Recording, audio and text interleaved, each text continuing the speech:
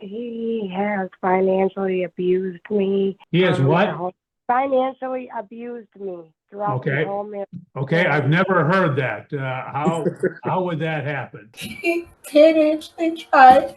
Okay, hold on a second, ma'am. You're gonna have to compose yourself because I can't understand a word you're saying. This is the time and place set for the trial in this matter.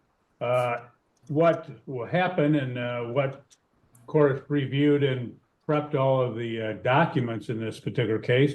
The issues stated in the case scheduling order that we were going to address today were parenting time, property division, and spousal support. Mr. Mekediak, because you are the plaintiff in this matter, you would go first. You wish to make an opening statement, or you can waive your opening statement?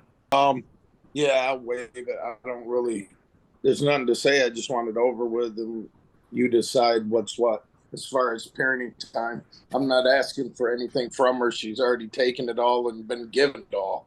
Okay. Well, you have a chance to testify to that. Anything else you'd like to say on your opening statement? No, sir. Okay. Ms. Smith, you wish to make an opening statement, reserve your opening statement, or waive your opening statement? I'll waive it, Your Honor. Okay. As we do not have any opening statements, Mr. Mekediak, this is your opportunity to present your case in this particular matter. So what happens, you can, I don't know if you have witnesses or anything else. You have a right to testify yourself. If you wish to do so, we'll have to have you sworn in first, because anything you would say that is not under oath is not evidence. Okay? Yep. And do you wish to testify, sir? Yeah. Okay. We'll have you raise your right hand and be sworn in, then we'll proceed. Do you solemnly swear or affirm the testimony you are about to give shall be the whole truth and nothing but the truth? Yes. Okay. Go ahead, sir. You can testify as to what you would like to. I mean, I met Mr. Mekediak and we were married. We didn't even live together for 9 months. We separated. It's been constant turmoil and drama and strife. Everything that was at the house, she took, my dogs included. You know, I don't understand how she's asking for child or spousal support when she took care of me for 5 years when I was incarcerated. And then home, I was only with her for 9 months. As far as anything else, I just want visitation set by the court for my son, so that way she has to abide by it. And that's pretty much it. I mean, I just want the divorce.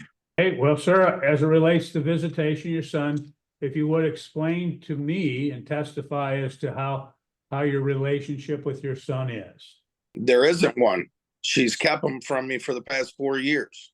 Then when I don't do anything after the fact, as far as birthdays, Christmases, or anything, then I'm the bad guy.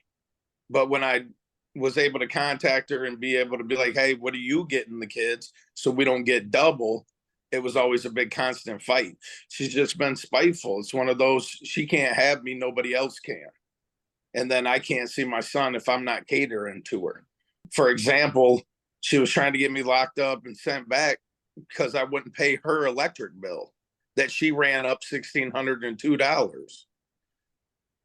And then, of course, I can't see my son. But if I'm giving her money and paying for stuff and doing everything she wants, then she'll let me come over and see him or whatever.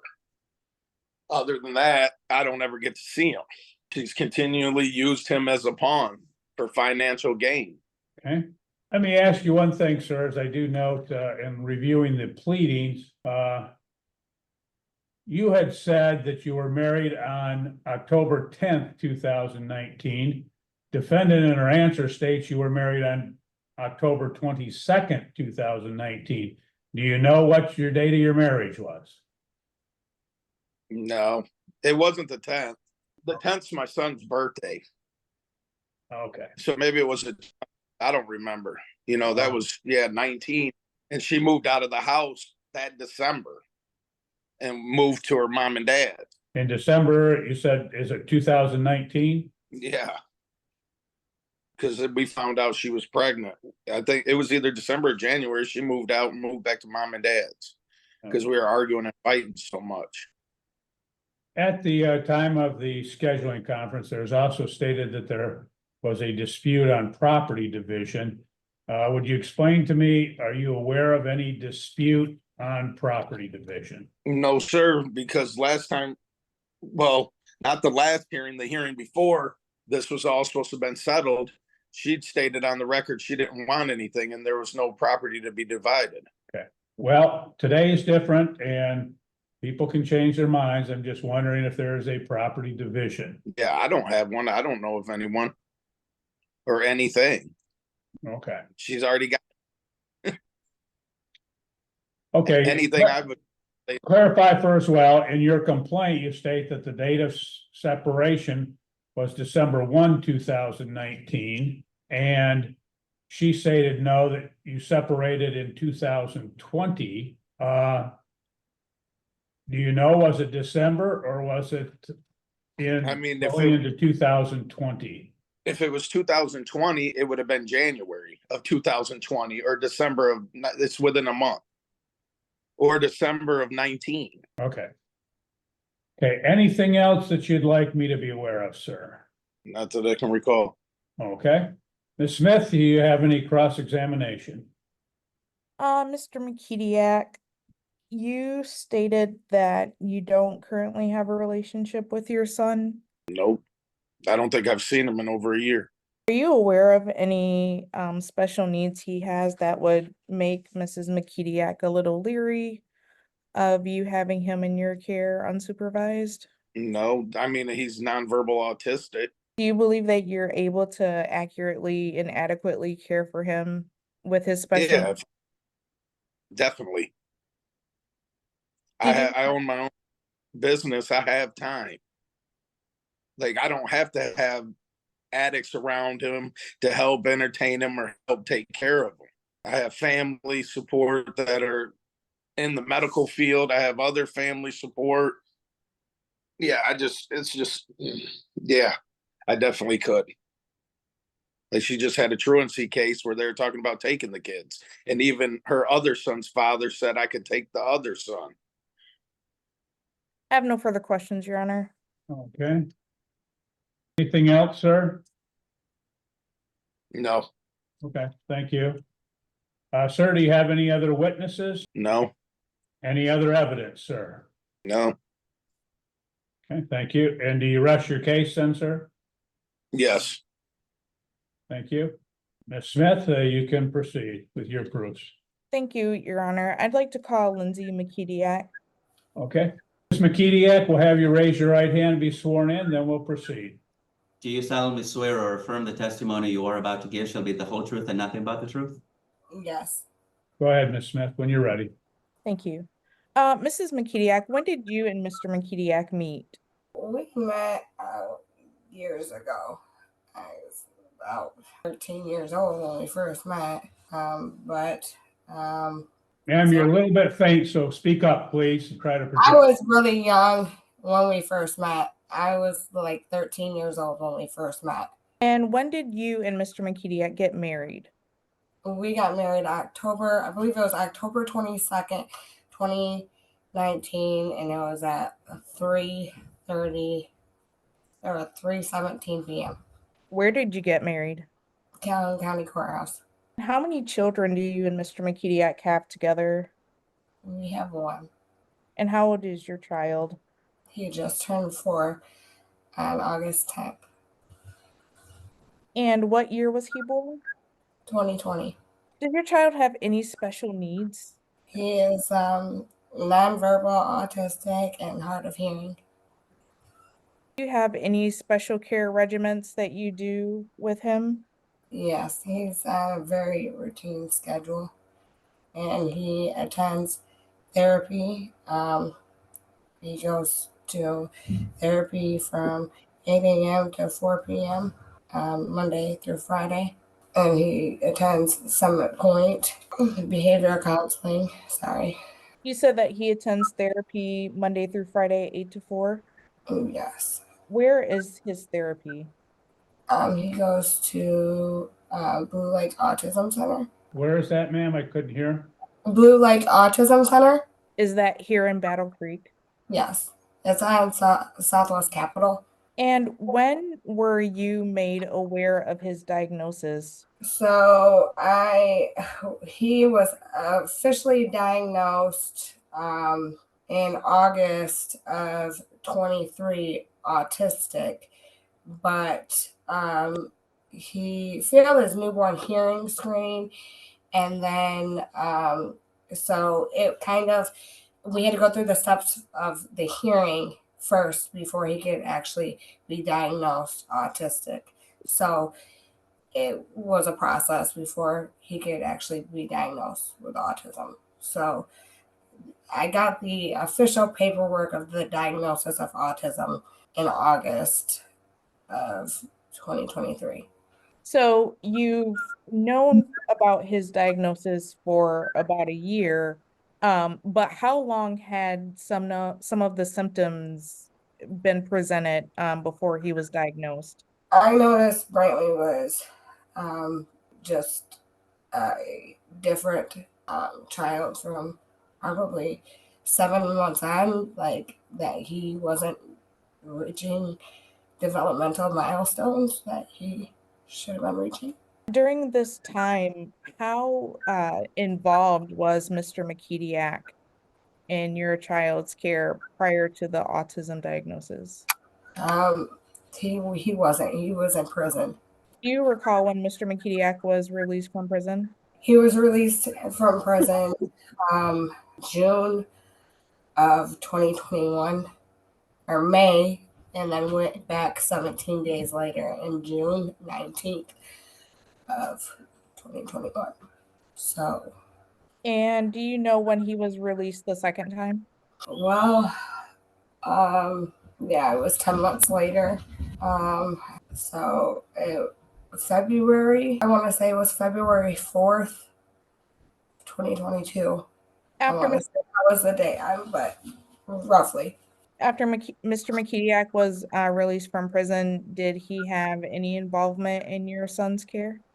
Which time? The second time.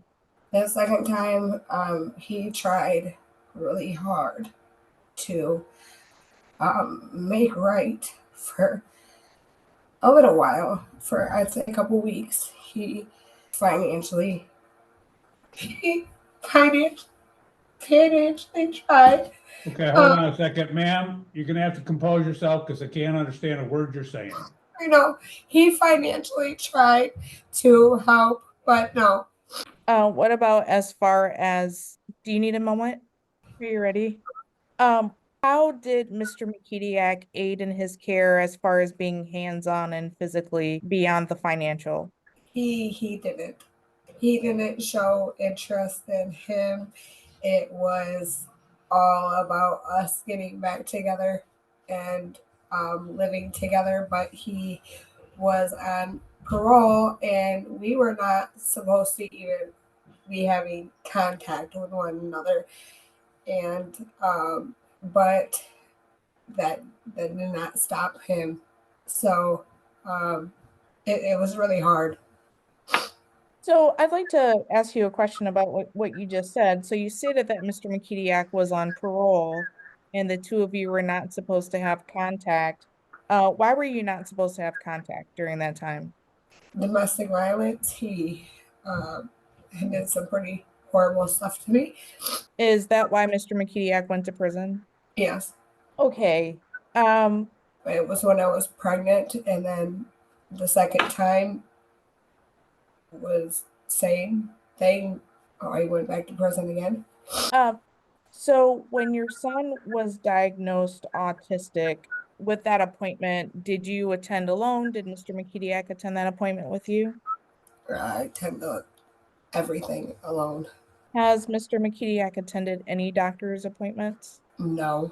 How do you transport your son to his therapy Monday through Friday?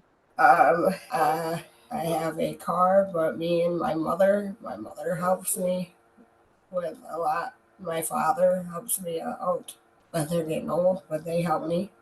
Has Mr. Mekediak ever taken your son to therapy? No. What about his Summit Point appointments? No.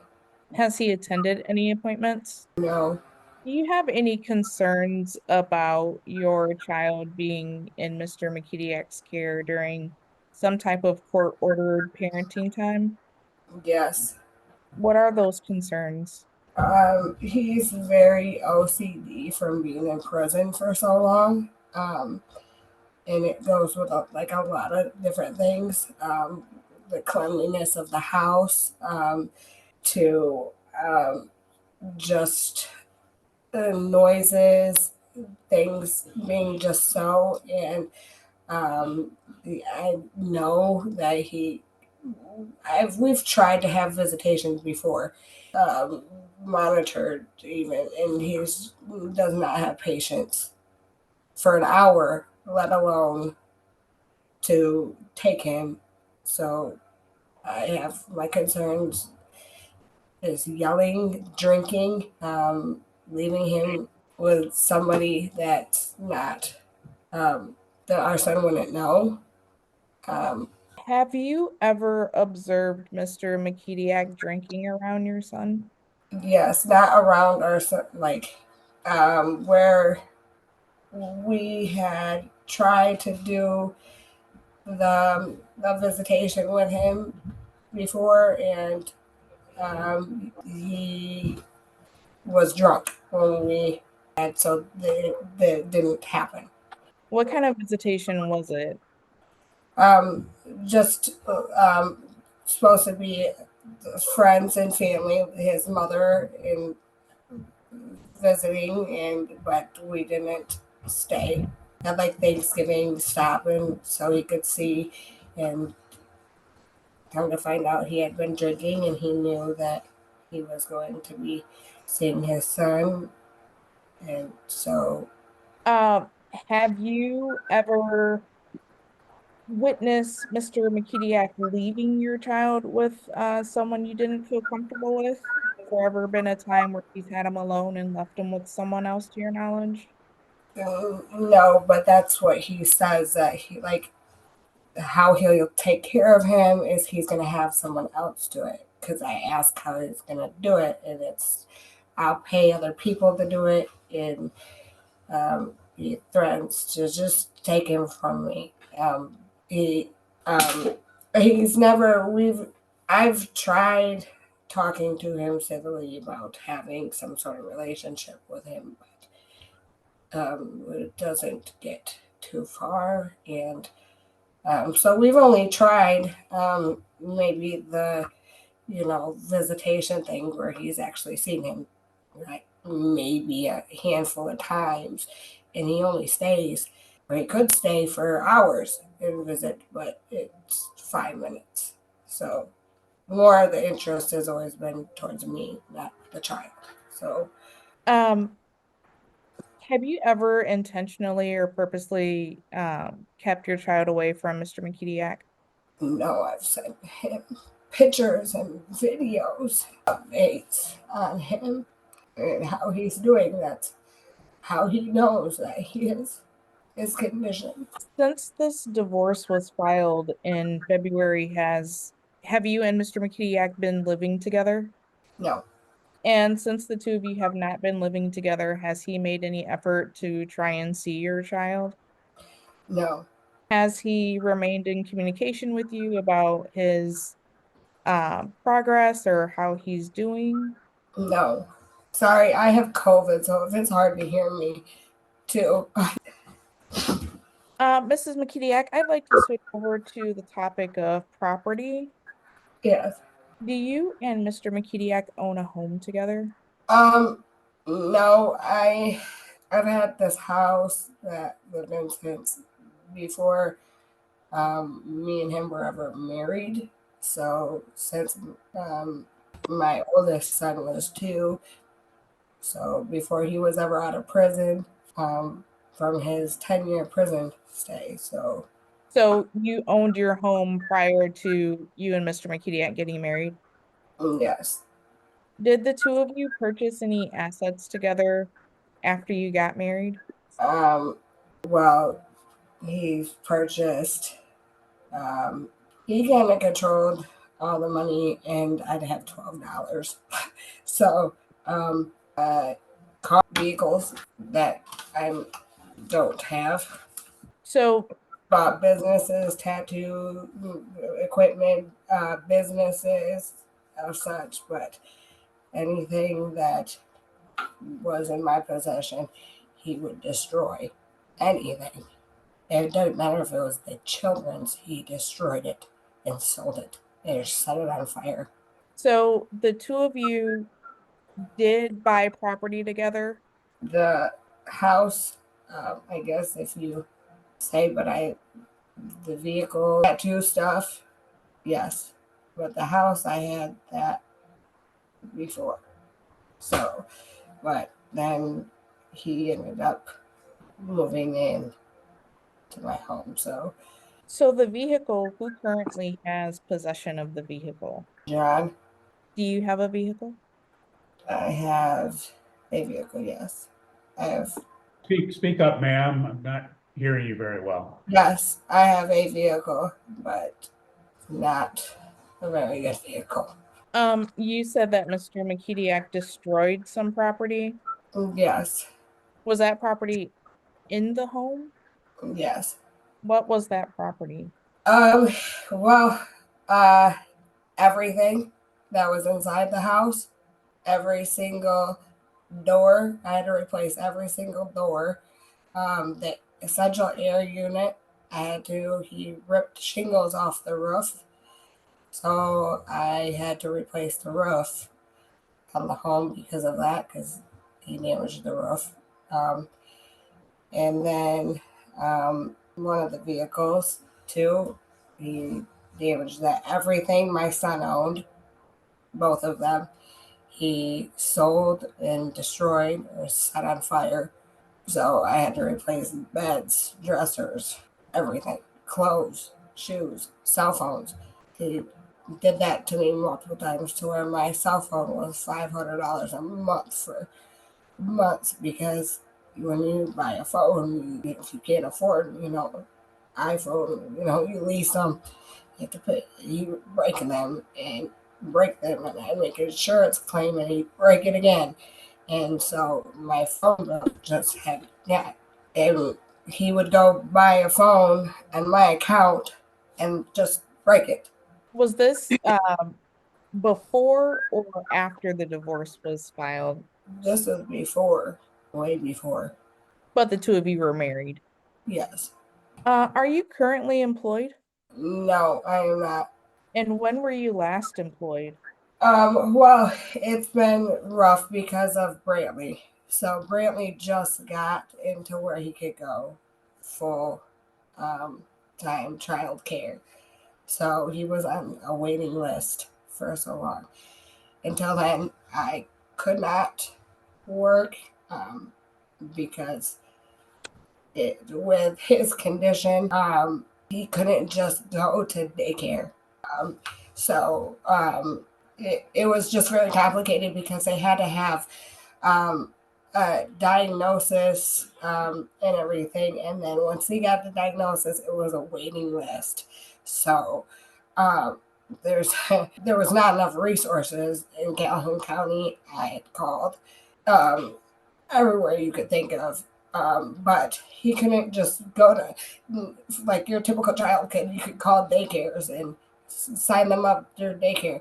He could not. So that put me working at a standstill because I couldn't just leave him with somebody that's not trained or professional to leave him with. There's this, I'm trying to think of the name of, I have to, if I leave him with somebody to watch him in my home, it has to be somebody that's trained, like a chore provider, but it's for special needs kid.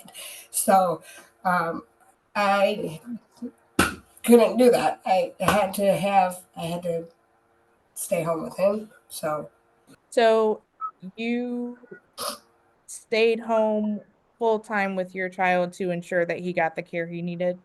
yes. And who financially supported you during that time?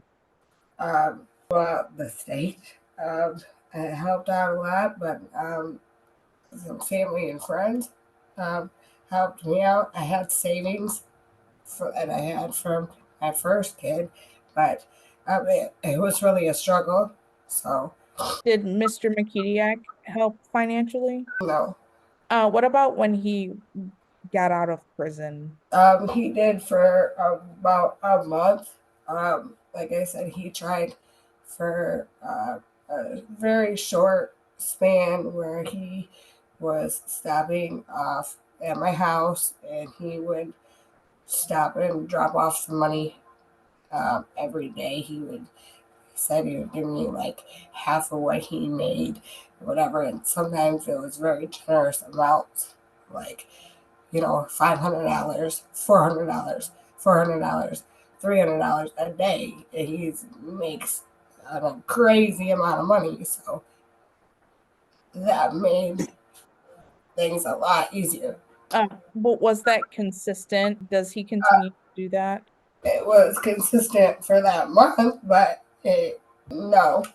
After that, no. Do you know where Mr. Mekediak works? Yes, like he stated that he owns a business at Old Acre Tattoos in Meadow Creek. Do you have an idea of how much money he makes? I know that he's made between certain money. It ranges, but $20,000 to $30,000 a month. He made that several times, and he brags about it. One tattoo, can be easy $500, and he's very talented. He does a bunch of them in a day.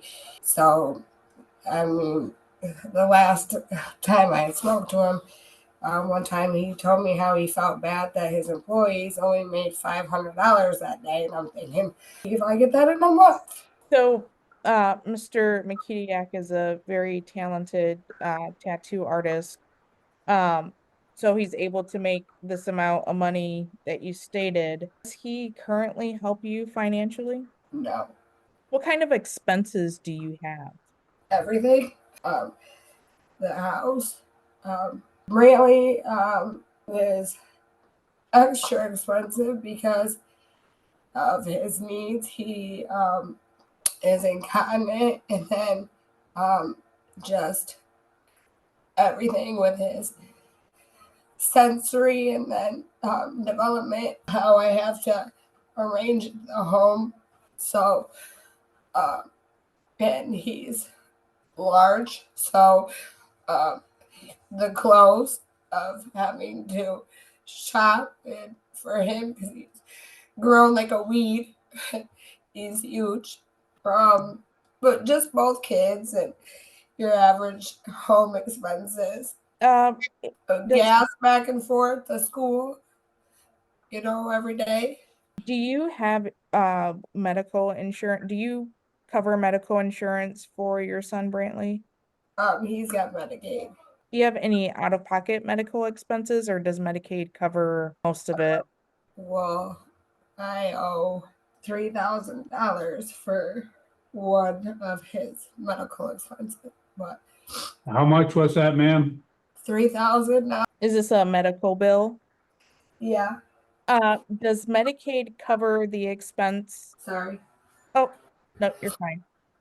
Does Medicaid cover the expense for his therapy and his Summit Point behavioral health appointments? Yes. How often are you buying him clothes? I'd say every 3 months. It's had luckily he's starting to get into where he can fit into his 11-year-old brother's clothes. So because he's so big, I'd turn right around and he'd need new clothes. So and shoes.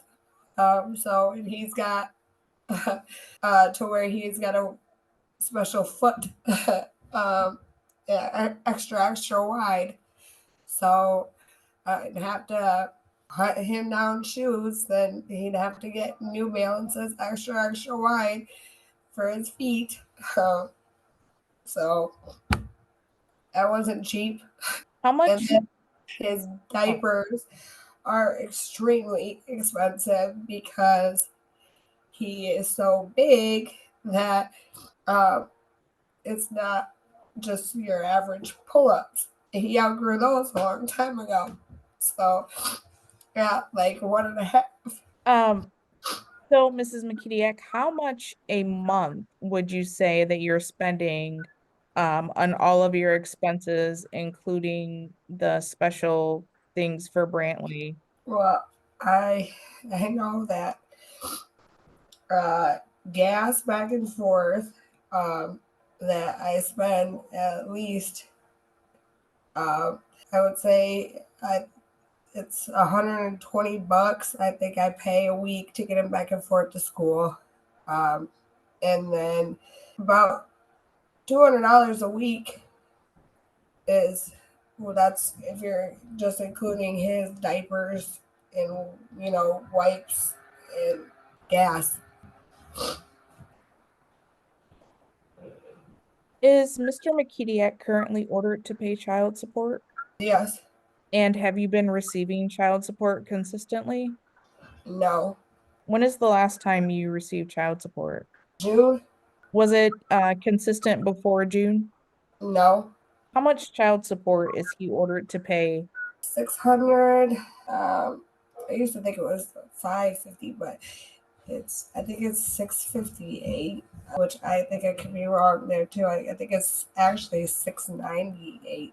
What I want to say, that's what it is. I think it's 698 a month is what he's. But that could be wrong. So I don't know, because he'll go a period where he doesn't pay, and then he'll put a large lump sum down. So, but I want to say it's close to 700 a month.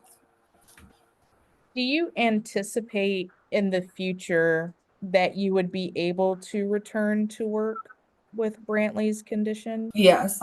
How do you believe you'll be able to do that?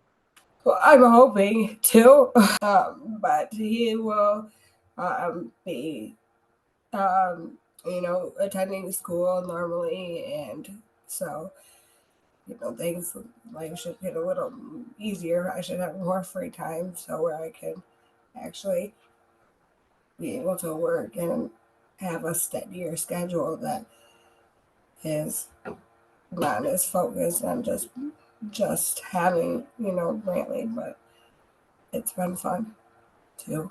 Just financially struggle hard. It's been fun. Mekediak, I'd like to go back to the domestic violence.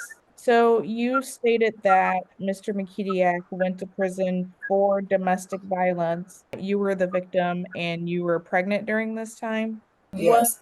Was this domestic violence instance while the two of you were married? Yes. And could you kind of explain to the court what happened in that situation? Well, he was angry because when I was pregnant, I wouldn't move home, and I left the house because of him drinking and tattooing inside the home. And so it was no place to be with a 5-year-old at the time. And he just kind of took over my home when he had moved in and paroled to my house. He was very he became physically, mentally, emotionally, all that abusive. So I moved out. Well, the domestic violence in July happened after he had bought me a new wedding band for my birthday and a new wedding ring, and I didn't move back home. So it led to, I think it was July 17th of 2020, he had ended up taping me up and suffocating me and taking a box cutter to my stomach and saying he was going to kill me and my unborn son. And that's what led him to go to prison. And so you said that during this time you had moved out of the home and you were pregnant. Why did you move out of the home prior to the domestic violence incident? Um, from him drinking and just him tattooing in the house, and then it wasn't already good for my 5-year-old son to be around, and he would yell at my son, and he was abusive to like my animals, and even just because if it wasn't a purebred American bully, then it's a stupid mutt, and he kicked the dog out, and it kind of first started over that too. He was beating on the dog before he started beating on me.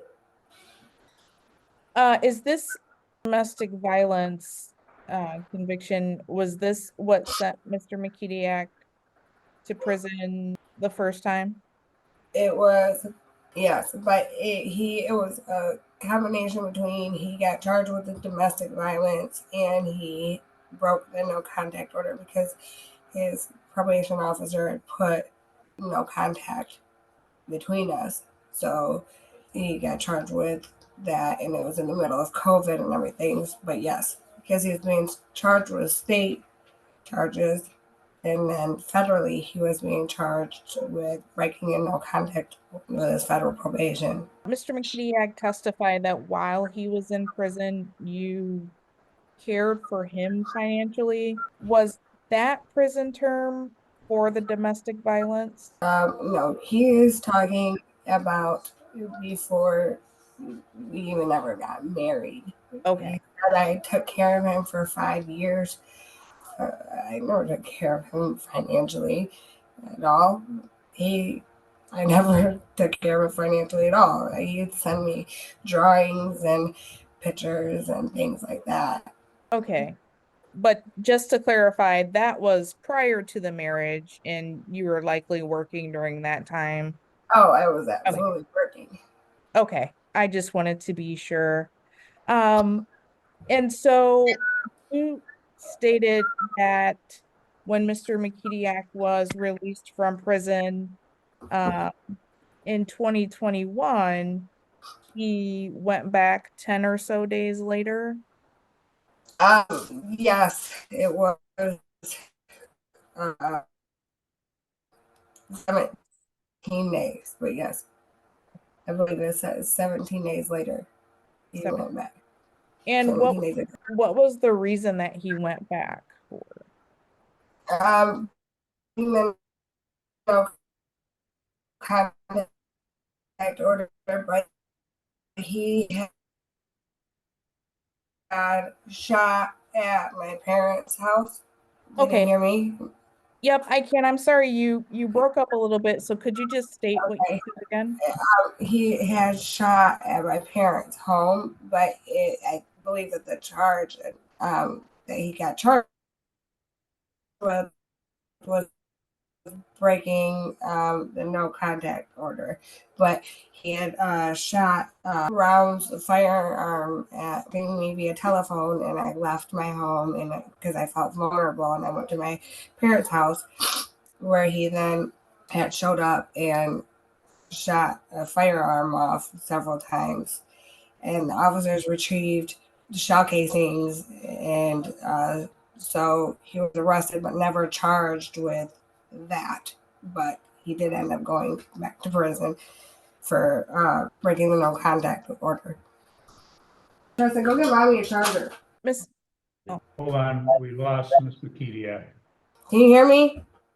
Yes. Okay. I don't know what's going on there. okay. Do you currently have, does Mr. Mekediak, do you currently have a no contact order with Mr. Mekediak? I have a PPO. And why do you have the personal protection order? Because I am fearful of him. I am fearful for a lot of things. Do you believe that if there were some type of parenting time, some type of court-ordered parenting time, that you and Mr. Mekediak would be able to successfully co-parent and also have successful exchanges of your child? I would like to think that, but no, I don't think so. I would love to, but no, I don't think so. And why don't you think so? Because that's all I've ever wished and asked for, and it's never happened. So you don't believe that you and Mr. Mekediak would be able to successfully co-parent and have successful exchanges? No, he absolutely despises me for whatever reasons. So no. In your current PPO, are there any special provisions for you and Mr. Mekediak to have contact in regards to your child? No, I don't think like personal protection orders like protect against minors, like or like I don't know. I don't think that works. Like, but I think that it does state that he is not. I don't know because I did ask, but I think they're not supposed to contact children, places of work, things like that. But it's not. You can't put a PP. I can't put like a PPO on him against my son. Like that makes sense. Right, but with your PPO, Mr. Mekediak isn't supposed to contact you. Yeah. No.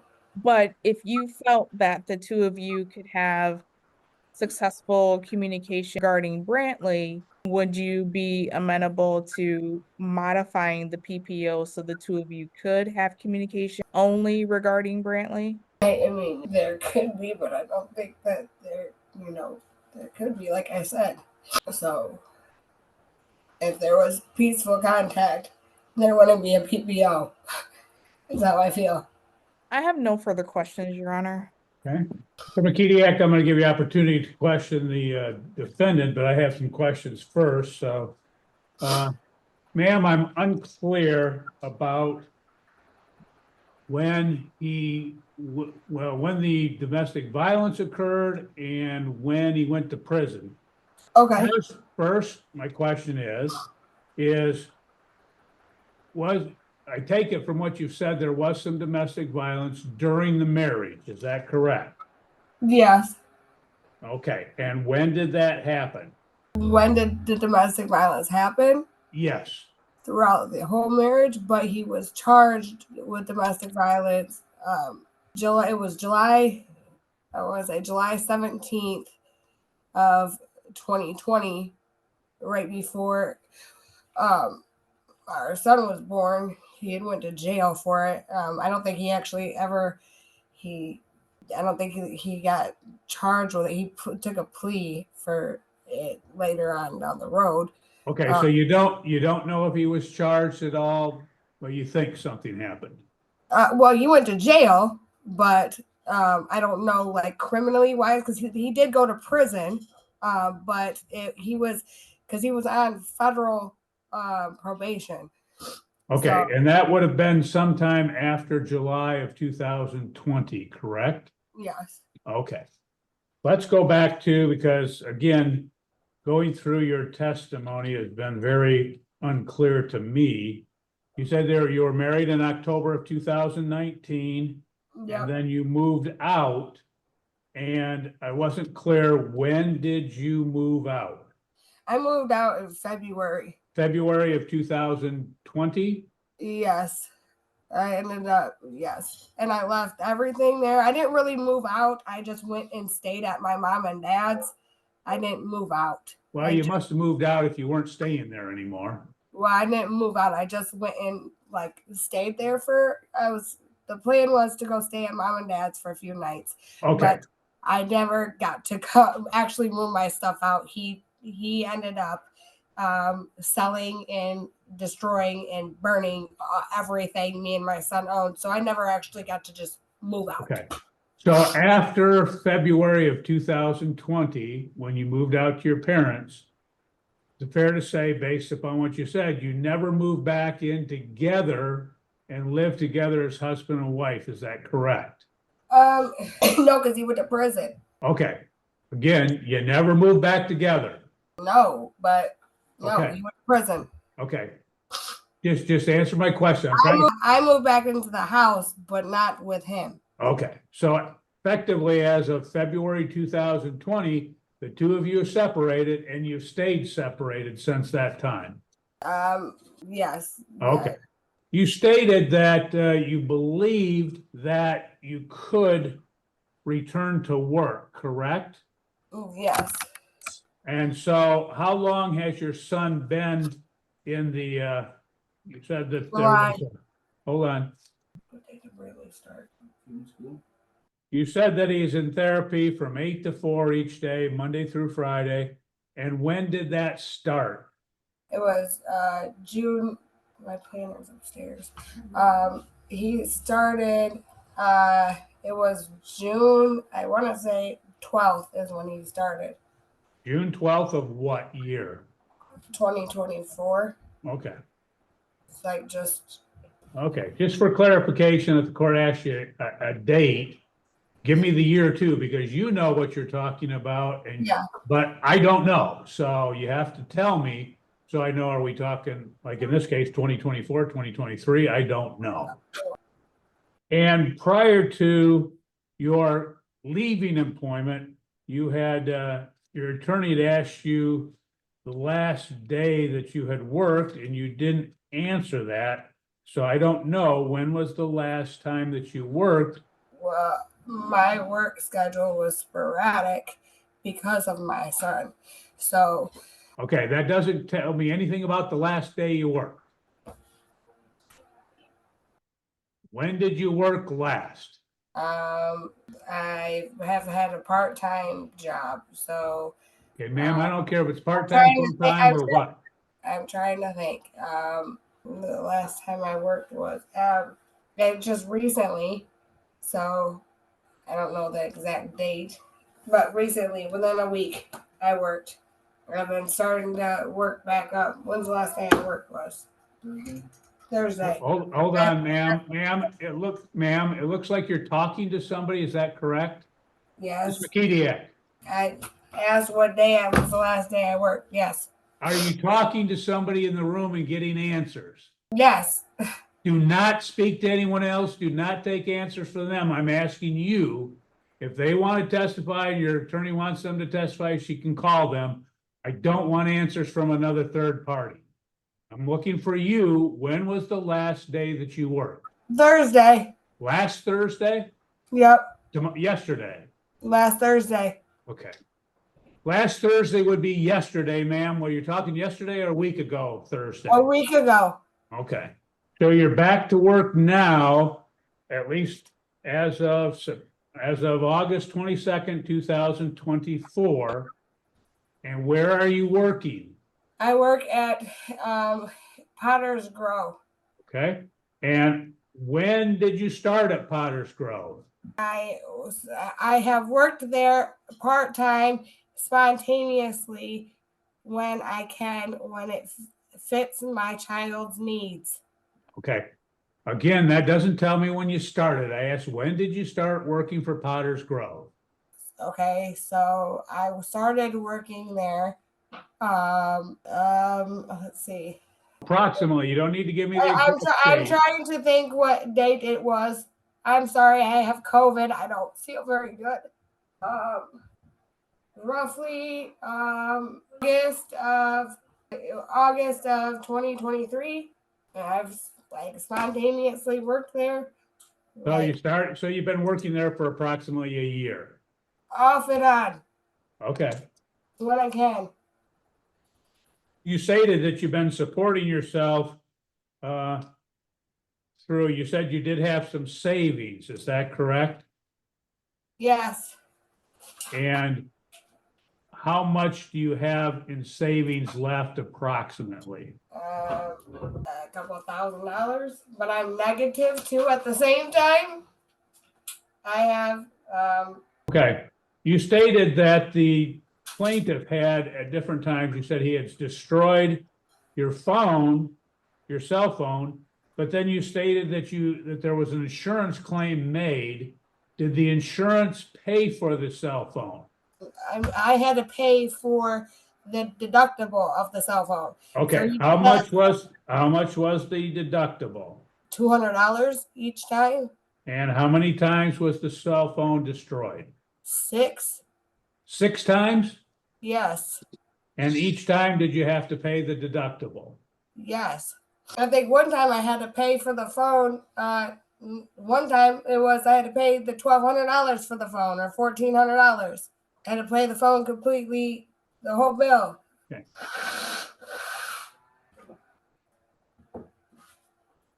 Ma'am, when you are working at Potter's Grove, and I'm asking just as a average, not each and every week or each and every month, on average, how much do you make per month?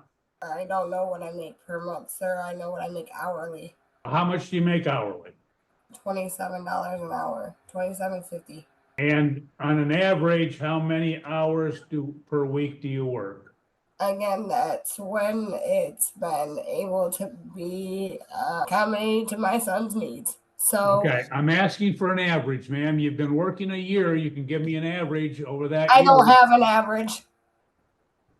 We have to have an average, ma'am. Autism is not average.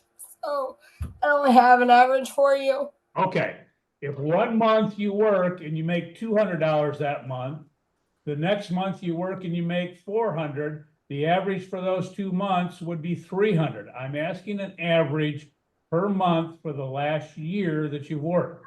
Well, probably $600. I make my house payment. Okay. Okay, I have no further questions at the time. Mr. Mekediak, do you have any questions of the defendant? Yes, a lot. Well, understand they have to be questions. They can't be statements. Yes, correct. Okay, go ahead. Mr. Mekediak, how many people reside in your home? 3. You're sure? Oh, I'm sure, John. Okay.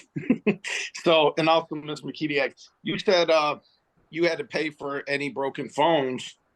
Were you working when the phones were broke? No, because my husband didn't let me. Where did the replacement money Hold for on the 1 phones? second before you do that, just to clarify. You say your husband let you, was this at a time when the two of you were not married, or when you married and he was your husband? We were married. We've been Okay. married, so That's fine. When you said that, we just didn't live together. I didn't know who you were talking about. Go ahead, Mr. Mekediak. So, Ms. Mekediak, you weren't working when phones were broke. Where'd the replacement money for the phones come from? Ma'am, don't look to somebody else for an answer. And my child is right there. I'm sorry. Okay. He asked you, I where do did the have money 2 children. come? Where did the money come from to pay for the replacement of phones if you were not working at the time? Lonnie Osborne. What? Lonnie Osborne. Okay. Okay. Also, you said you'd worked at Potter's Grove for how long? I've worked there off and on for about the last year. It was Okay, Evolution so- Pro. All right. Were you working there when Mr. Mekediak was released from prison this last time? What? You kind of broke up, Mr. Mekediak. Were you working for Potter's Grove when Mr. Mekediak released from prison this time? Was I working when you were released from prison? Yes, for Potter's Grove. You were released in prison, let's see, February of 2022. So no, I was not working when you were released from prison. Okay. I've got so much. Now, you spoke on moving to mom and dad, your parents' house. Did your residency on your ID change, or your living residency as far as the courts? John, you would both know that I did not move out there. I went out there and stayed out there, and then I never got to move any of my stuff. So I went out there to stay, but I never got to move out the house. So it just became official. Did your residency change for the Yes, court. it did, because you went and got a PPO to make it so I couldn't come back to my home. Okay, thank you. Also, you stated Mr. Mekediak had kept all your stuff and burn it and all that. Did you not kick in the back door of the house, run through and let officers in to remove all your property while removing all Mr. Mekediak's property? There's no way I could have. I had a small car.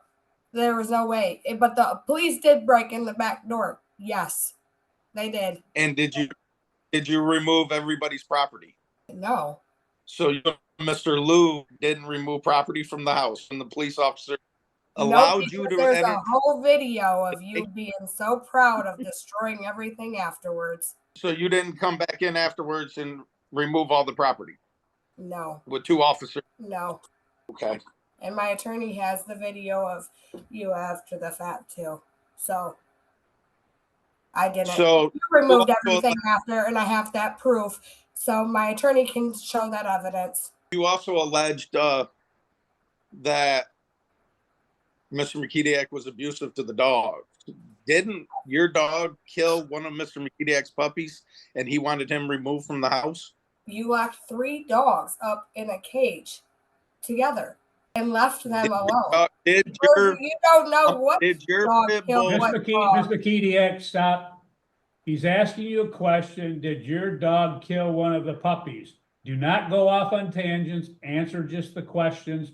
If your attorney has other questions to ask, she can get clarification. We're going to be here days if you're not going to answer the questions that are asked.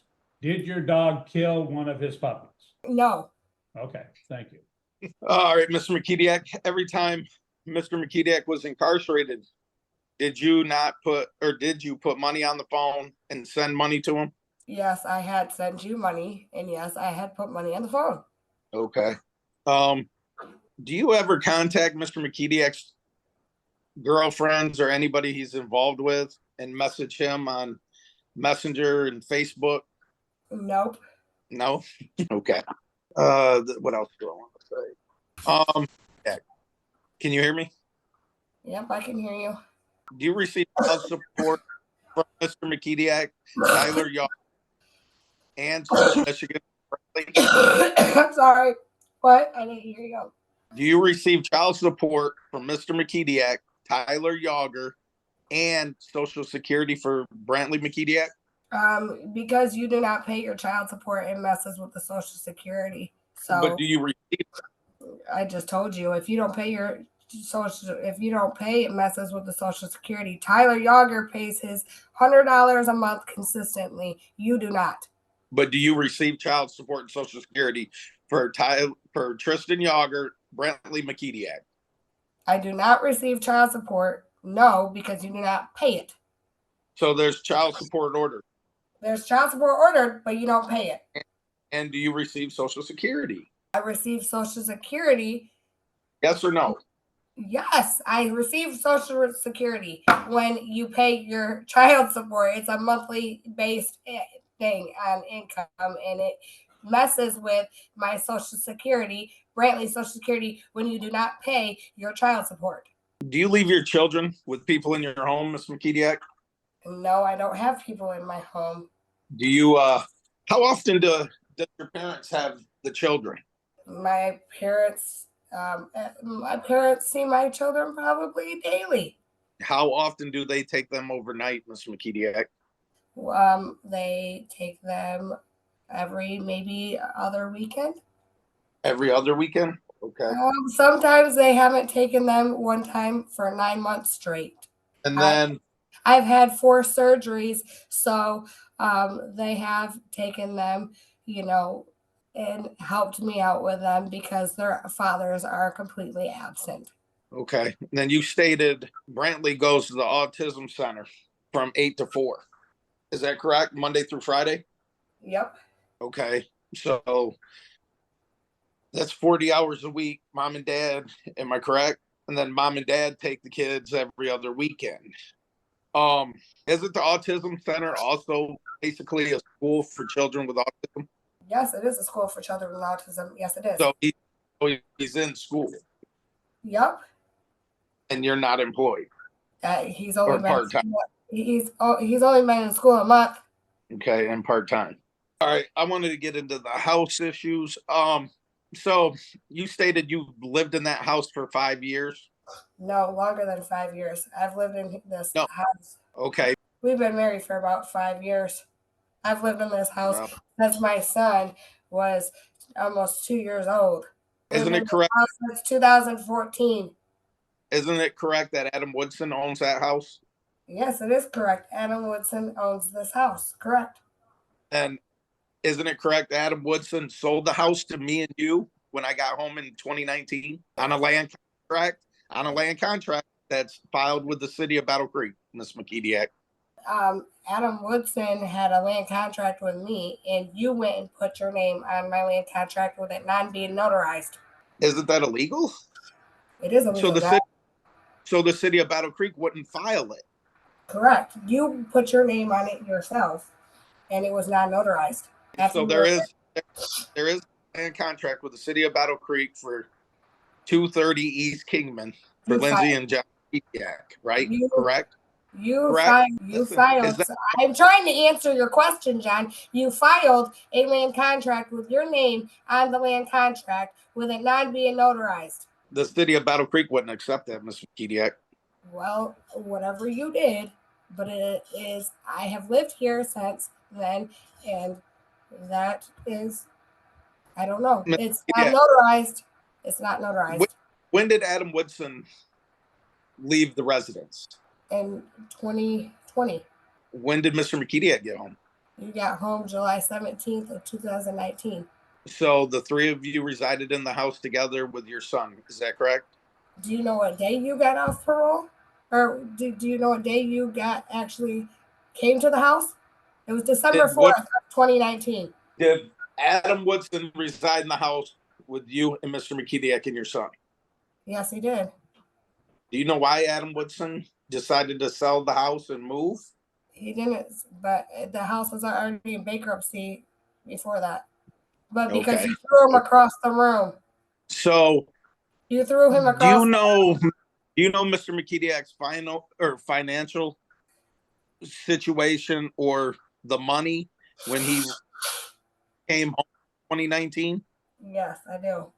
So is it true in 6 months he'd made $11,000? Yes, you got to pay money to stay at K-Pop. So also, how many vehicles do you own, Ms. Mekediak? I own 2. Okay, so you have 2 vehicles. Yes, I do. Okay, thank you. One in which I just got back from you.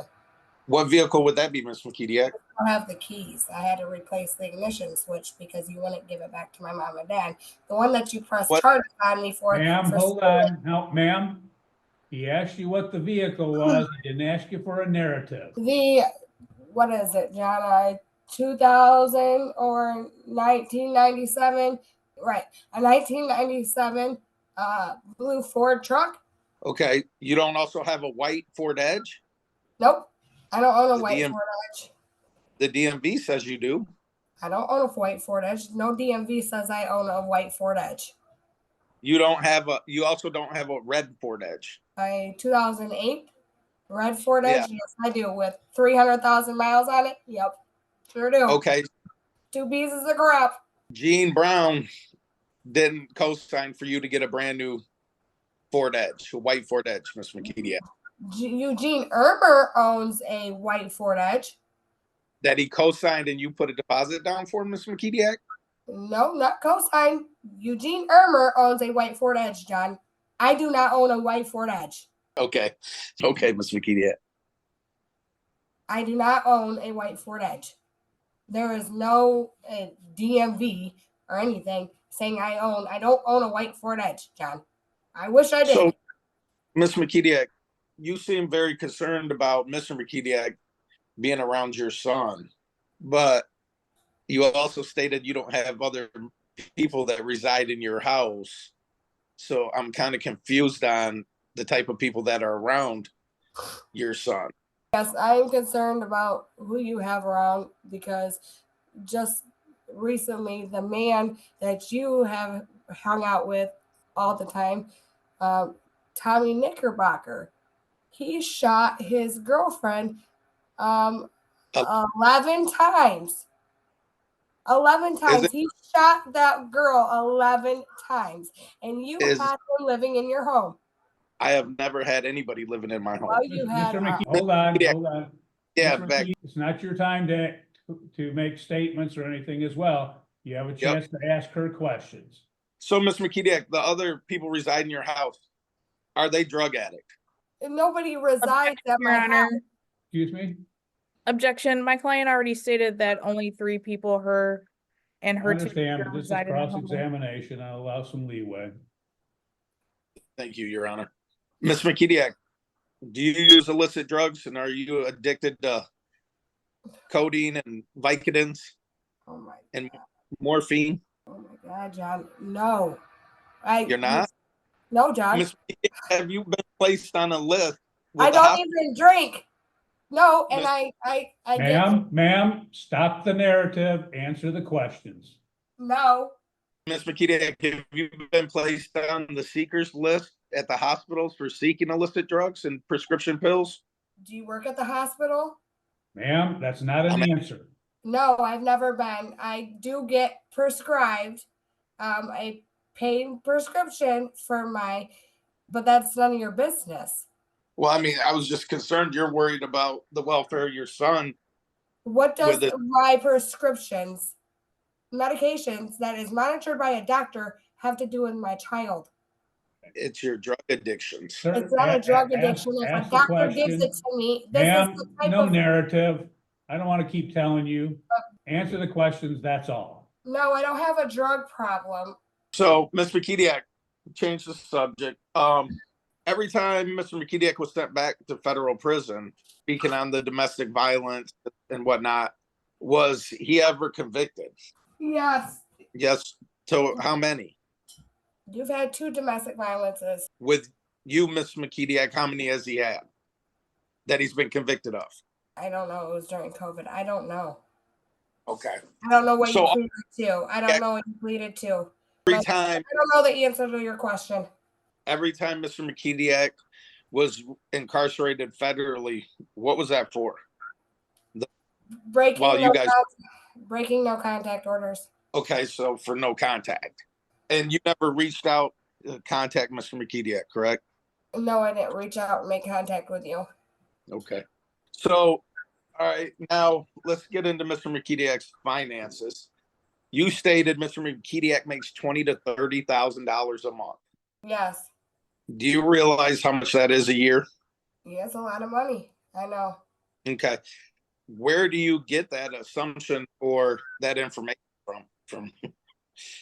All right, Your Honor, I have my tax papers from last year. My income was $16,786. This isn't the time to testify. I'll give you an opportunity for rebuttal. Okay, that's pretty much. Ms. Mekediak, what'd you do for work prior to the Bud House or wherever you work? Well, cosmetology. I did cosmetology, clean houses. I was a bartender for several years. I was also an exotic dancer, and let's see, I was a caretaker, CNA. I How have long? retail. How long did you work after Mr. Mekediak was released in 19? I worked for a few months before you destroyed and sold all my belongings to where I couldn't work and locked me in the house. So, how many vehicles did you have at that time? I had 1. Did Mr. Mekediak have a vehicle at that time? Yes, you did. You bought a car. In 2019? You ended up buying a car. In 2019. Mr. Mekediak bought a car in You 2019? did. You had I don't know, you got it from one of your friends. It was a Jeep. I don't know if it ever got registered to you or not, but you had a Jeep. Did you or did you not? A silver Jeep. Yes, you did. In And 2019. you drove a red car around. You had a vehicle and you had cars, yes. But for the majority in 2019, you didn't get out of KPEP until December 4th. So when you got out of KPEP and resided at 230 East Kingman at December 4th. Was the day you were released from KPEP and moved into 230 East Kingman. So Mr. Mekediak was placed in KPEP, halfway house. Were you the one taking him and picking him up every day for work and everything else? I did. So, I made sure you had a job. so you weren't stuck in the house? No, when you got to the house, I was stuck in the house. Yes. But okay, so you stated you didn't work a month after I I came. worked for some months until you got out and moved into the house, and then I did not work anymore. Okay. So who took care of you, Mr. Mekediak, and your son? I did. You weren't working. How were you paying your bills? I took care of us, me and my son. You just stated you stopped working. When 2 you moved months, into the so home, that was- I stopped working. Yes, John. Okay. And my question is, who took care of you and your son and paid the bills? Who bought you cigarettes every day? Who made sure all the bills were paid? Who paid for gas while you weren't working, Mr. Mekediak?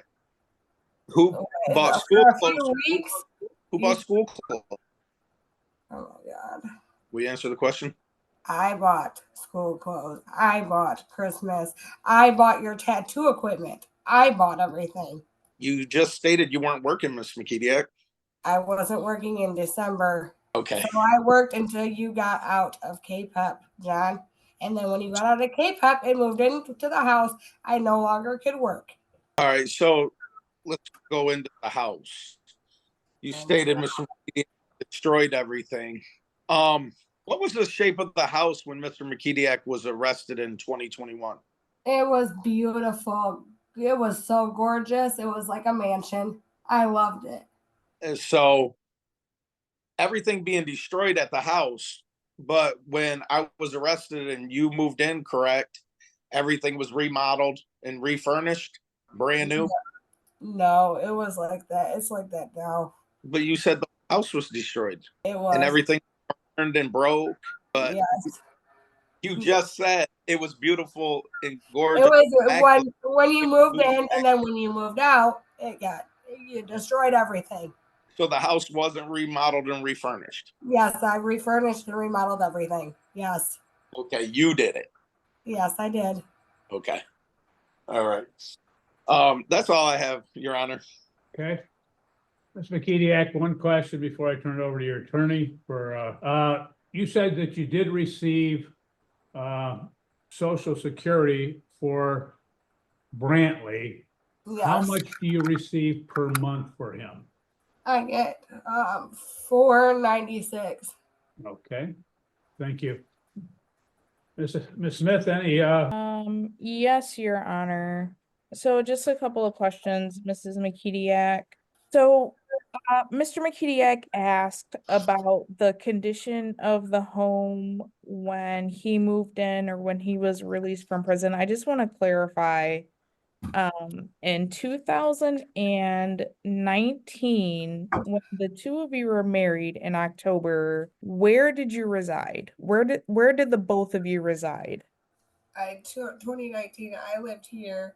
He was at KPEP until December 4th of 2024. Or 2020, I mean. I'm sorry, December 4th, 2019, I mean. So Mr. Mekediak was released from KPEP in December of 2019?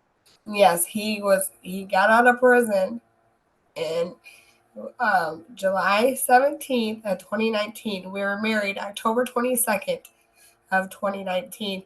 Then he moved into the house to my home December 4th of 2019. So he got out of prison. His 10-year stayed July 17th of 2019. We were married October 22nd, 2019. And then December 4th, he then moved into the house. Okay. And how long did Mr. Mekediak reside in the home at 230 East Kingman once he moved in December of 2019?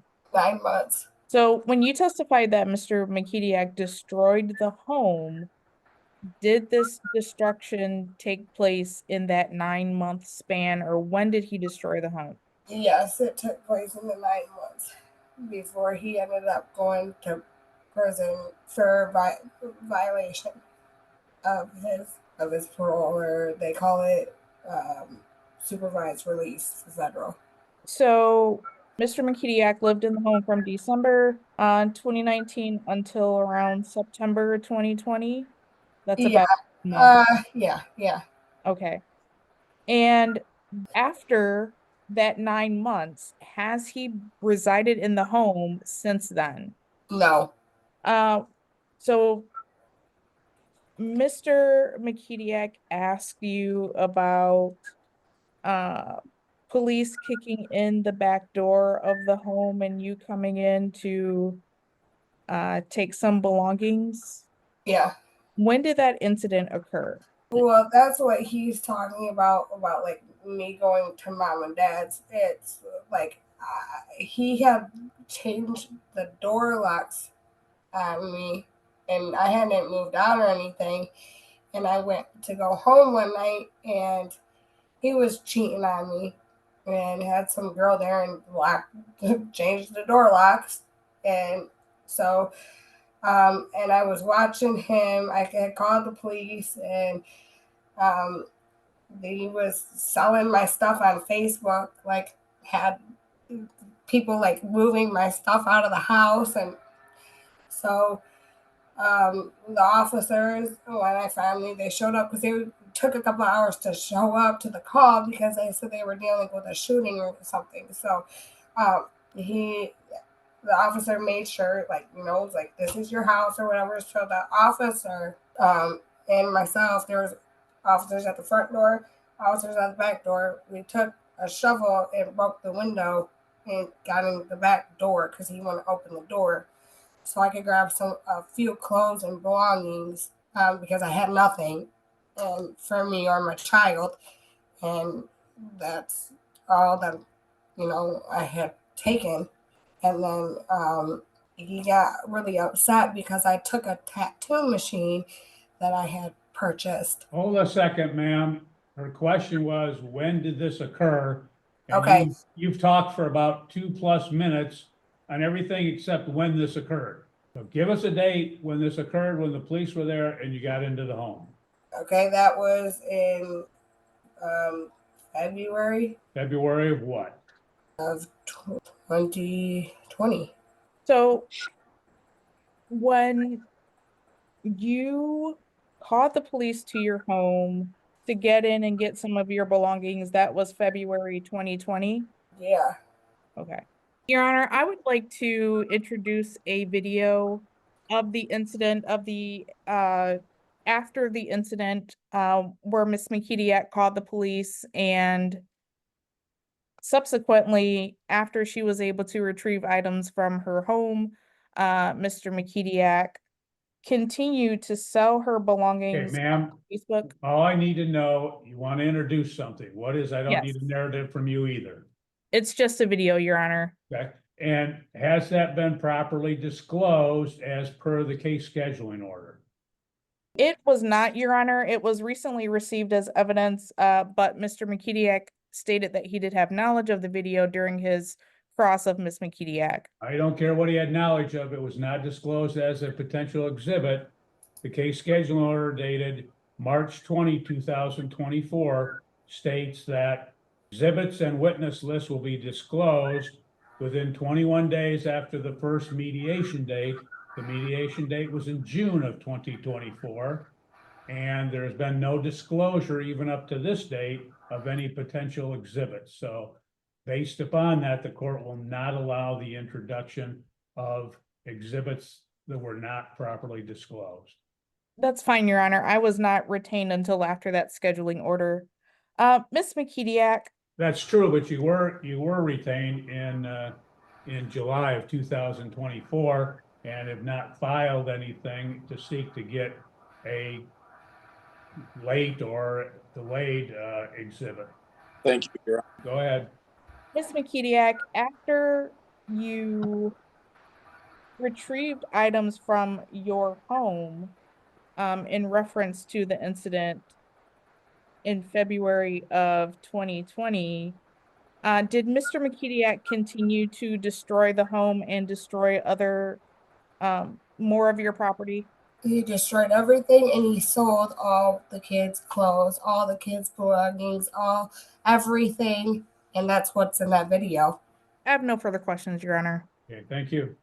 Mr. Mekediak, do you have any questions? And it only pertained to the redirect, not to anything that's from before, only that Ms. Smith has brought up on redirect.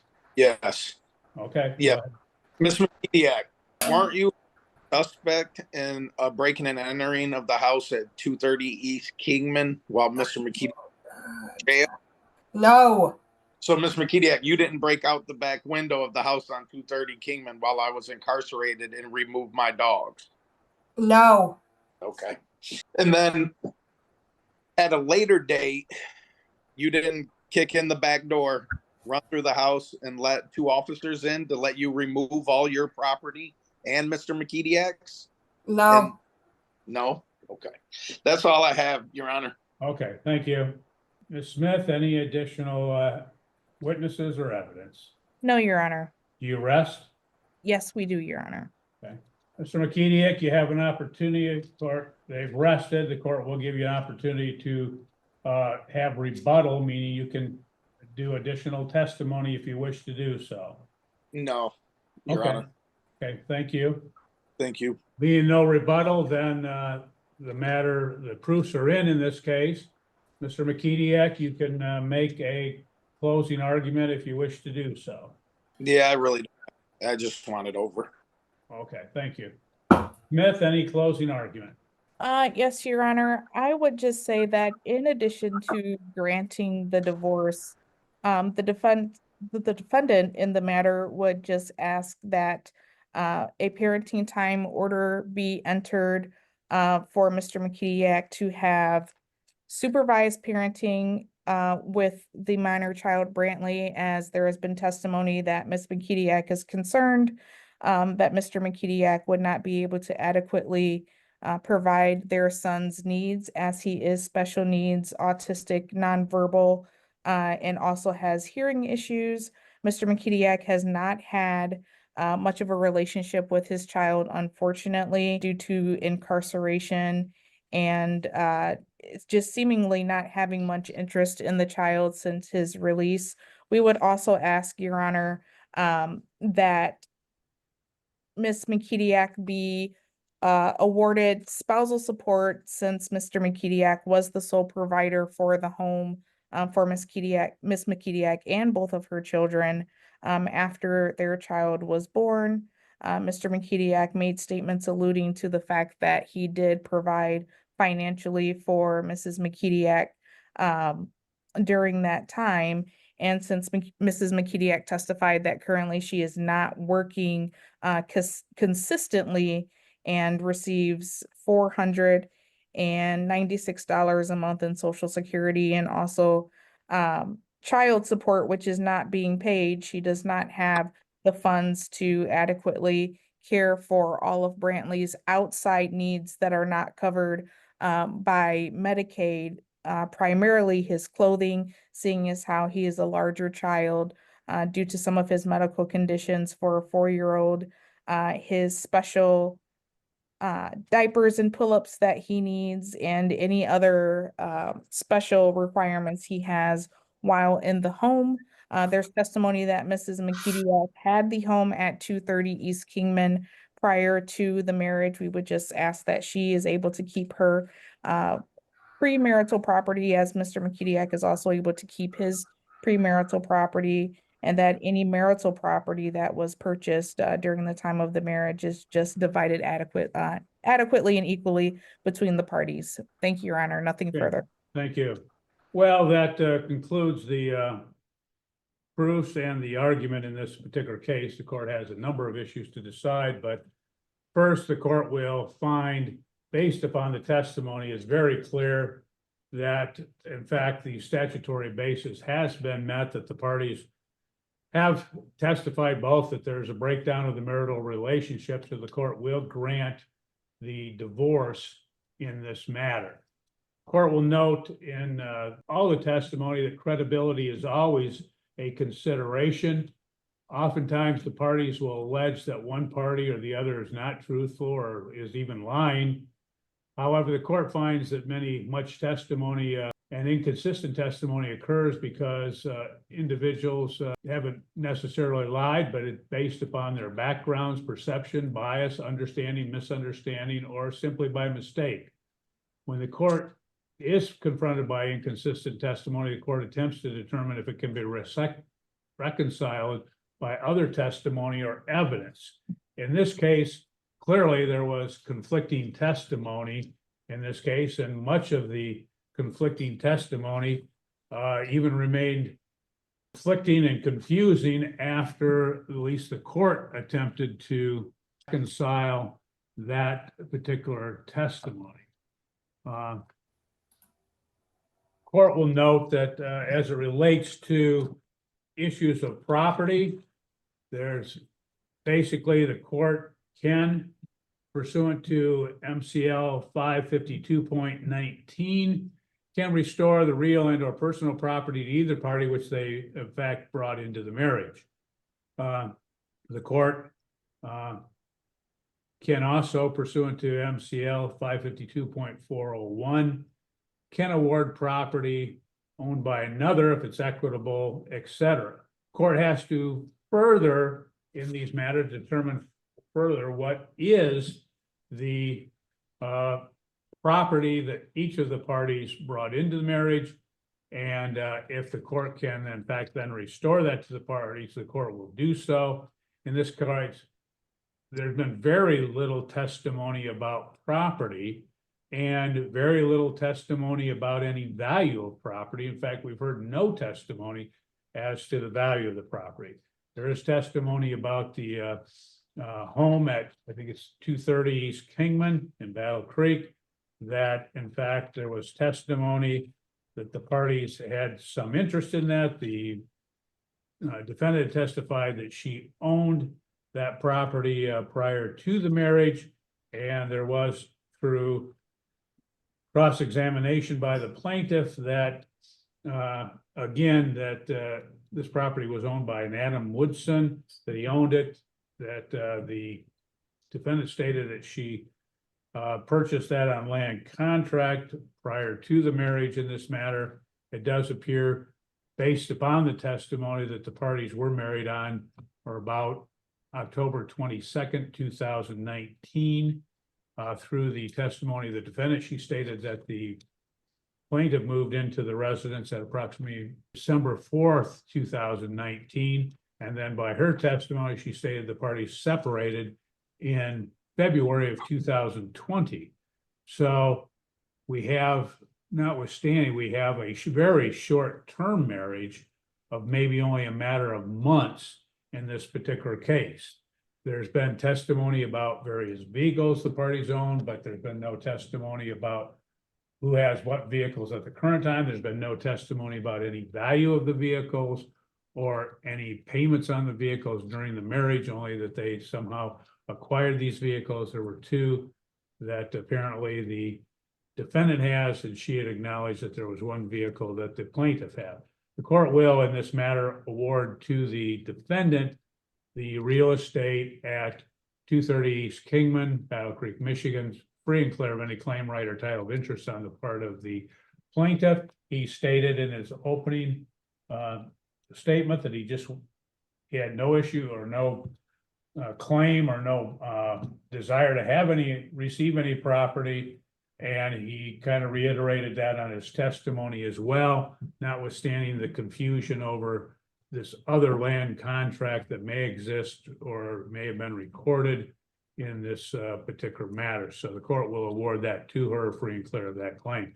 The court will also award to the parties any vehicles that they own have in their possession, free and clear of any claim, right, title of interest on the part of the other party, and then each party is responsible for any indebtedness encumbering any vehicle that they receive. The court would further order that the parties would be entitled to any and all property that they each have in their respective possessions, not otherwise addressed herein. The issue there has been raised as to the parenting time issue. The plaintiff has testified that, as he stated, he doesn't have any relationship with Brantley because the child's been kept from him. It's been acknowledged that Brantley is autistic. He goes to an autistic therapy or autistic school that has, in fact, recently started in this manner. That, in fact, he goes Monday through Fridays from 8 to 4. And that, again, different times when Mr. Mekediak was not incarcerated, he didn't have much of a relationship with the child in this case. Parenting time is governed by MCL 722.27A at SEC. In this matter, and the court has to look at the best interest of the child, and I have to look at the factors that may be in dispute. The first factor is the special circumstances and needs of the child. Clearly, the child being autistic has special circumstances and needs. Second factor is whether the child is less than 1. He is not in this case. The court will not consider that. Next factor is the likelihood of abuse or neglect of a child during parenting time. There's been no testimony about that. The defendant stated she has concerns about that, but clearly he has not had the child in his care any particular amount of time such that that even could be reasonably inferred, so the court will not take that into consideration. Next is the likelihood of abuse of a parent during exercise of parenting time. Although obviously there's been no exercise parenting time, the court is concerned about the domestic violence that has occurred in the past in this case, and I'm taking that into consideration under other factors. Next is the inconvenience or burdensome impact of travel. There's parties both reside in the Battle Creek area. There's no burdensome impact of travel. Next is whether a parent would reasonably be expected to exercise court-ordered parenting time. There's been no court-ordered parenting time previously, so the court cannot evaluate that. But I would note that the plaintiff has not sought at this point any parenting time, so I'm considering that.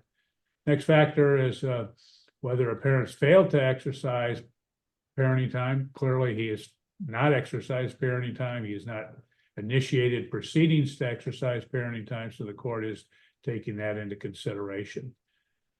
Next is any threatened or actual detention of the child. There's been no allegation or no testimony about that. And then next is any other relevant factors. The other relevant factors is the as acknowledged and admitted by the plaintiff himself, he doesn't have that relationship with the child. He has not had that. And clearly in this case, as Ms. Mekediak had testified to, that Brantley has to remain on a pretty rigid routine schedule in these particular matters. And as a result, there is particular concerns in this regard. Based upon all of the testimony and all the factors that the court has to weigh, the court is going to grant to the plaintiff parenting time, but the court is going to, again, seek to have that phased in. The court will first order that parenting time will occur once per week for up to 1 hour per week, supervised by Family Children's Services. And that will be arranged between the parties and Family Children's Services, because I don't know the parties' schedules, nor do I know if Family Children's Services is capable of exercising it on that much of a routine basis of 1 hour per week. It will be exercised, again, based upon the party schedules and whether they're able to get the child to and from Family Children's Services for purposes of exercising that supervised parenting time. The court will order that that will occur on a weekly basis for a period of 6 months.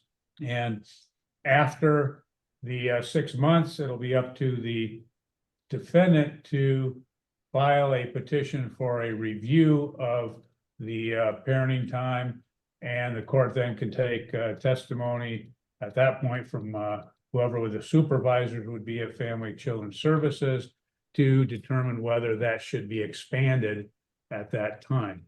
Again, for 6 months, and then the court, again, if the defendant or the plaintiff does not bring it in for expansion, then it would continue be supervised for 1 hour through Family Children's Services until such time as he initiates a review of the parenting time. Next, the court will look at the issue of spousal support. Spousal support is provided for pursuant to MCL 552.23. The court has to look at, again, the factors as provided for in Louts and Spears case, and the court has to look at, and I will look at the past relationship and conduct of the parties. I've already alluded to some of that that I'm taking into consideration. The court is looking at the length of the marriage, and as I stated, even in the best of scenarios, it looks like the length of the marriage was only about 4 months. When the parties did separate, they've not gotten back together since that time and have not, again, carried on a marital relationship since the approximate February of 2020 date, notwithstanding that there was nothing filed until, again, earlier this year by the plaintiff. Court looks at the ability of the parties to work. In this particular matter, the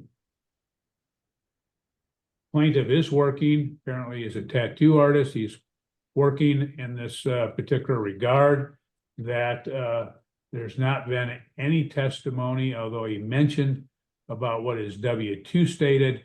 There's been no evidence as to the amount that he makes as far as income in this matter. He's not testified to it. The defendant did not testify. She testified at one point that he was making $20,000 to $30,000 per month in this case, but she had no evidence of it. Only she had stated that he had made some representations of that kind of money or something of that nature, but there's been no direct testimony as to the amount that he makes. The court can infer, because the court does note, as the testimony shows, that he is making child support payments of $698 per month. The court notes that that is based upon incomes of the parties. Clearly, having been based upon the income of the parties, based upon that particular amount, there's no way that he's making anywhere near what has been alleged by the defendant if his support obligation is only the $698. The court would note that the defendant testified that she is working at Potter's Grove, that she is working sporadically, that she makes $27.50 per hour, that she has at times made up to $600 month average since starting in August of 2023, but that it is sporadic as to how much she works, as she states, according to the some of it's according to the dictates of the child, which again occurred before the child was routinely in therapy school for 5 days a week. So court would state that again should be able to be increased substantially, because she has those approximate 40 hours a week that she could work, where she is not at the current time. The court looks at the age of the parties.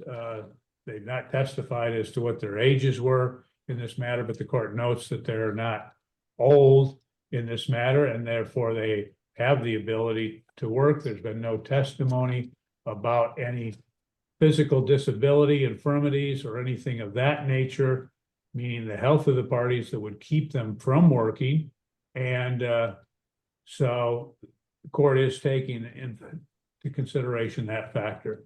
The next is the ability to pay. As I alluded to, there's been very little, if any, testimony about the actual income of the parties, so the court doesn't have substantial evidence as to that. Next is the present situation of the parties. I think I've already alluded to that. That again, the parties are separated, have been separated since February of 2020. That effectively the defendant has been supporting herself during that time. After that time, the plaintiff had various bouts of incarceration and that. The defendant had testified as to her needs, but she has not testified as to any specifics concerning her needs, only that she had testified that she owed something as a result of therapy, et cetera, in addition to what Medicaid had paid in this matter.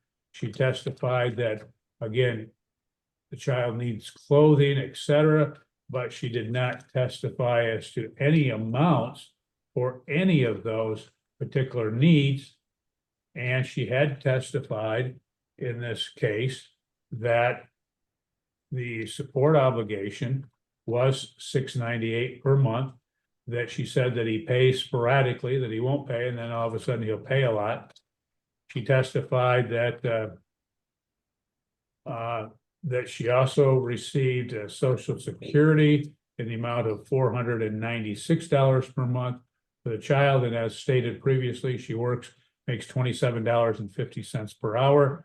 The only specifics that she had stated for her expenses were gas of $120 per week to get the child back to and from school, and $200 for diapers and wipes on the child that she had to pay, but she has not testified to any other specific numbers for the expenses. Next, the court has to take into consideration the fault. There was some, it appears, based upon really some more nebulous testimony that the defendant was at fault because of domestic violence, and the court is taking that into consideration. Next is prior standing of living and is either responsible for the supports of others. I think I've addressed that as it relates to the minor child in this case. She does have another child in her care, and she had testified that the father in that case was routine and consistent in payment of support, so she does have support for that other child. Next is the contribution of the parties to the joint estate. There really is no joint estate in this particular matter. The court's not taking and giving much consideration to that. The next factor is effective cohabitation. Their parties have not testified that they're cohabitating with anyone else, so the court will not give much weight or any weight to that. Next is the general principles of equity. In this case, obviously, the court is struck by the absence of testimony as to factors that the court has to give weight to for purposes of spousal support. In view of all of the evidence in this particular matter, the court will make an award that the court believes is just and reasonable in this matter, taking into account all of the factors that the court is to consider based upon the extreme short-term marriage of approximately 4 months. The court does and will order that there would be no spousal support paid in this case, and it is forever barred. With that, the court believes that I have addressed everything that the court needs to before I conclude. Mr. Mekediak, because you are the plaintiff, you're responsible for drafting the judgment. You understand that? Yeah. Okay. So if you have not done so previously, there are services available. You can go to michiganlegalhelp.org. There are other online services. I'm not sure of the names. Court's always dealt pretty much with Michigan Legal Help, but there are others that are available that can help you prepare a proposed judgment in this matter. Consistent with the court's ruling, I will tell you that this matter will remain on YouTube and will be available to you to review if you want to confirm the court's ruling. That'll be available for 30 days, at which time it is taken down and removed. Sir, is there anything you believe the court needs to address or has failed to address before we conclude? No, sir. Ms. Smith, do you believe that there's anything the court has failed to address or needs to address before we conclude? No, Your Honor, thank you. Thank you. That will be the order of the court. Mr. Mekediak, when you have that order completed, there are a number of other things that you have to include in this judgment. You have to include, again, issues concerning custody. You have not made a custody claim in any regard, and in fact, at the time of the case scheduling hearing, you stated that you were fine, and I think your pleadings state that she is a fit and proper person to have the care, custody, and control of the minor child, both legal and physical. So you're going to have to include that in the judgment as well, that the physical and legal custody is awarded to the defendant. So that's what you have to do. There's many other things that you have to include in a judgment, many standard provisions. That's why you need to go to a service that provides you with those particular requirements, and you'll need to check those. Some of those may seem to be irrelevant, but they are necessary, or the front of the court will object to your judgment. So when you get that judgment prepared, you can submit it to the front of the court. So you'll submit the judgment of divorce, uniform. Well, there is a uniform child support order in place. All you have to do is incorporate that by reference, and that there's a judgment information form. When you've prepared those, submit them to the front of the court. If you get objections, make sure you take care of the objections right away. And you can also submit those, and should submit those, to Ms. Smith. Any questions, Mr. Mekediak? No, sir. Okay, thank you. Court will Thank you. conclude this matter. You're free to go. Have a good day.